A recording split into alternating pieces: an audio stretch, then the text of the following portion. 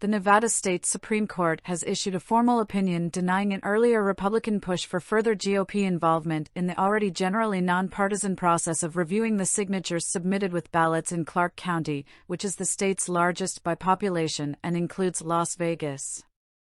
The GOP court effort originated before Election Day in this year's midterms, and the court already issued an order denying the Republican push to compel action by local authorities in the county, but now issued is an opinion that voting rights lawyer Mark Elias said solidifies the win. The Republican National Committee, which is the main national party organization of the GOP, originally brought this case arguing that staff involved with verifying mail-in voters' signatures should be subject to state requirements for the partisan composition of election boards, although these staff members don't necessarily constitute such a procedural body.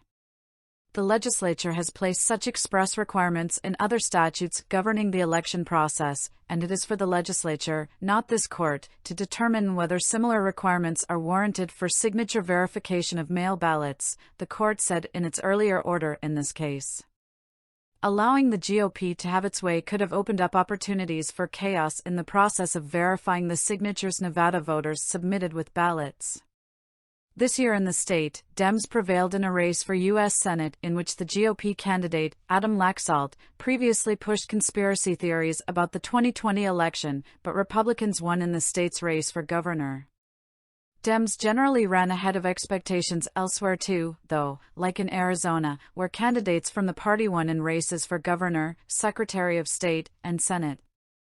In that state, the Secretary of State fulfills some responsibilities ordinarily associated with the position of lieutenant governor elsewhere. Lawsuits in which losing GOP candidates in Arizona races for governor and Secretary of State challenged their losses have failed, as did a case in which the Republican who lost the race for state attorney general challenged his defeat. The substantive and reasonably incontrovertible evidence for intentional misconduct affecting the election results just wasn't there.